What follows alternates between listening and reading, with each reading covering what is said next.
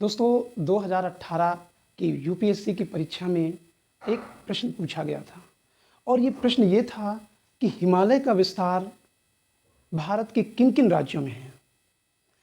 ऐसे बहुत सारे क्वेश्चन बनते हैं, जैसे प्रायद्वीप भारत की सबसे बड़ी नदी कौन सी है, या प्रायद्वीप भारत का सबसे पूर्वी भाग कौन सा है, या प्रायद्वीप भारत का सबसे पश्चिमी भाग कौन सा है, या कौन कौन से मैदान या कौन कौन से राज्य मैदानी क्षेत्रों में आ जाते हैं।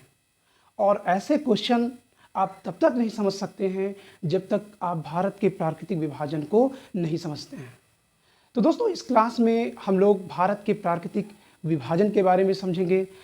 अगर प्राकृतिक विभाजन को देखा जाए तो भारत में के जो राजनीतिक क्षेत्र है उसको भौगोलिक दृष्टि से 5 प्राकृतिक भागों में बांटा गया है। इनमें सबसे पहला है उत्तर का पर्वतीय क्षेत्र। अब उत्तर का पर्वतीय क्षेत्र कौन सा है उसको हम मैप के द्वारा समझने की कोशिश करते हैं। तो दोस्तों ये भारत का मैप है। भारत के मैप में अगर हम देखें तो उत्तर का पहला पार्ट है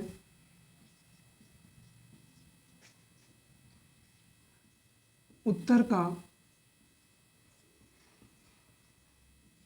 पर्वतीय क्षेत्र। तो उत्तर का जो पर्वतीय क्षेत्र है, मैप में देखिए कि इसमें कौन कौन से राज्य आते हैं। तो आपको सबसे पहले ये लद्दाख मिलेगा। पहला प्रश्न यही बनता है कि उत्तर का पर्वतीय क्षेत्र में कौन कौन से राज्य आते हैं। फिर आपको यहां पर मिलेगा जम्मू एंड कश्मीर, और फिर ये आपका मिलेगा हिमाचल प्रदेश, और ये आपको मिलेगा उत्तराखंड। दोस्तों पंजाब मैदानी क्षेत्र है, ये पंजाब है, पंजाब मैदानी क्षेत्र है। तो इसको हम यहाँ पर ना लिख के ऐसे दिखाएंगे, ये सीमा ऐसे करके, यानी पंजाब का जो उत्तरी क्षेत्र है इस क्षेत्र में शिवालिक की श्रेणियां पड़ती हैं, जिसको हम लोग पोतोहार बेसिन कहते हैं। तो पंजाब को हटा देते हैं, लद्दाख, जम्मू कश्मीर, हिमाचल प्रदेश, उत्तराखंड, और ये सिक्किम है, सिक्किम, और ये अरुणाचल प्रदेश है। तो ये क्षेत्र जो है उत्तर का पर्वतीय क्षेत्र माना जाता है। दोस्तों अगर पश्चिम बंगाल में भी देखेंगे तो पश्चिम बंगाल के दार्जिलिंग क्षेत्र में हिमालय की श्रेणियां पड़ती हैं, लेकिन ये मैदानी क्षेत्रों में आ जाता है।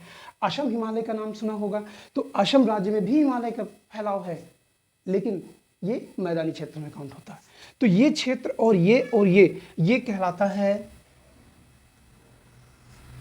उत्तर का पर्वतीय क्षेत्र। उसके बाद अगला पार्ट है उत्तर का विशाल मैदान। नंबर 2, उत्तर का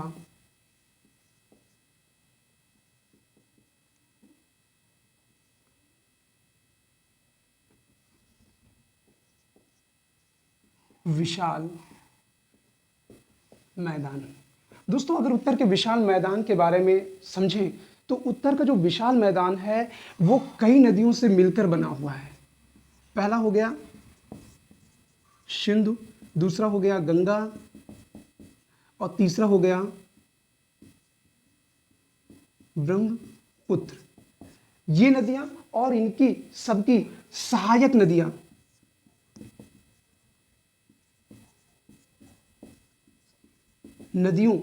इनकी सहायक नदियों के द्वारा बहाकर लाई गई मिट्टी से उत्तर के विशाल मैदान का निर्माण हुआ है। तो जो उत्तर का विशाल मैदान है वो हम इन क्षेत्रों में देखेंगे कि कौन कौन से राज्य आते हैं। तो दोस्तों सिंधु तो उत्तर से जाती है, लेकिन इसका सहायक नदियां पंजाब के क्षेत्र में विस्तार देखने को मिलता है। तो पंजाब और राजस्थान का उत्तरी भाग आता है। फिर हरियाणा वाला क्षेत्र आ जाएगा, पंजाब, राजस्थान, कुछ भाग एमपी का आ जाएगा यानी मध्य प्रदेश का, उत्तर प्रदेश का, बिहार का, और इस क्षेत्र में है पश्चिम बंगाल यानी वेस्ट बंगाल, और वेस्ट बंगाल ये ऐसे हैं। और उसके बाद ये मेघालय है, तो ये क्षेत्र असम वाला पड़ जाएगा, असम। तो ब्रह्मपुत्र नदी के आसपास का जो एरिया है ये पूरा जो है मैदानी क्षेत्र कहलाता है। तो मैदानी क्षेत्र का विस्तार पंजाब, राजस्थान, मध्य प्रदेश का उत्तरी भाग, उत्तर प्रदेश, बिहार, पश्चिम बंगाल, झारखंड, इस तरीके से असम, ये उत्तर का विशाल मैदान है। दोस्तों, इन क्षेत्रों के बारे में हम अगले पार्ट में बहुत विस्तार से समझेंगे। ये केवल एक प्राकृतिक विभाजन के बारे में बात करते हैं। फिर तीसरा पार्ट है प्रायद्वीप भारत के बारे में। प्रायद्वीप का मतलब क्या होता है? वह क्षेत्र जो तीन तरफ जल से घिरा हो और एक तरफ स्थल से घिरा हो, वो कहलाता है प्रायद्वीप। तो देखिएगा, जैसे ये क्षेत्र है, तीन तरफ जल से घिरा हुआ है और एक तरफ स्थल से, तो ये क्षेत्र आपका कहलाता है प्रायद्वीप भारत। प्रायद्वीप भारत। तो प्रायद्वीप भारत जो प्रायद्वीप का मतलब होता है वो क्षेत्र जो तीन तरफ जल से घिरा हो, एक तरफ स्थल, तो ये प्रायद्वीप भारत है। प्रायद्वीप भारत का अग्रणी भाग शिलांग का पठार माना जाता है। शिलांग का पठार। अब ये तो तीन तरफ जल से नहीं घिरा हुआ है, तो अगली क्लास में हम लोग बात करेंगे कि इसे प्रायद्वीप भारत का पठार क्यों कहा जाता है, शिलांग के पठार को। और ये काठियावाड़ प्रायद्वीप है। काठियावाड़ प्रायद्वीप, तो ये भी तीन तरफ जल से और एक तरफ स्थल से घिरा हुआ है। ये इधर स्थल है और चारों तरफ जल है। तो ये प्रायद्वीप भारत का पश्चिमी भाग माना जाता है। तो ये पूरा क्या हो गया? ये तीसरा पार्ट हो गया। और चौथा पार्ट के बारे में अगर हम बात करें तो चौथा पार्ट को तटवर्ती मैदान कहा जाता है। अब देखते हैं कि तटवर्ती मैदान कौन से हैं। तो दोस्तों, ये इधर पूर्वी घाट है और पूर्वी घाट के पूर्वी भाग में ये मैदान पड़ जाता है। ये पर्वत वाली स्थिति ये कहलाता है पूर्वी घाट। और ये जो तटवर्ती मैदान है ये पूर्वी तटवर्ती मैदान। इसी तरीके से इधर पश्चिमी घाट है, इसे पश्चिमी घाट कहते हैं।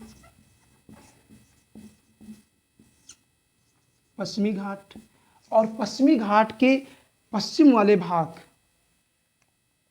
यानी ये इस भाग को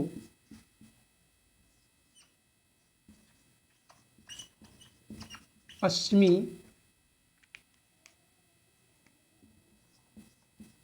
तटवर्ती मैदान कहा जाता है। क्या कहा जाता है? पश्चिमी तटवर्ती मैदान। तो ये हमारा चौथा पार्ट रहेगा, यानी चौथे पार्ट को कहा जाएगा तटवर्ती मैदान। ये हमारा चौथा पार्ट है। और पांचवा पार्ट अगर हम देखें तो पांचवा पार्ट द्वीपीय क्षेत्र में आता है। यानी जो भारत के द्वीप है, जैसे अंडमान निकोबार द्वीप समूह, लक्षद्वीप और भारत के और जितने भी द्वीप हैं वो द्वीपीय क्षेत्र में आते हैं। अगर द्वीपीय क्षेत्र के यानी चौथे पार्ट के बारे में बात करें तो ये आपका म्यांमार पड़ेगा।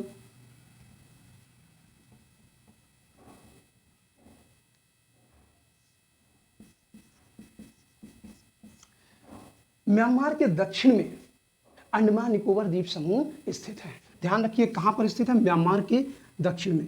तो इस तरीके से अंडमान निकोबार द्वीप समूह स्थित है।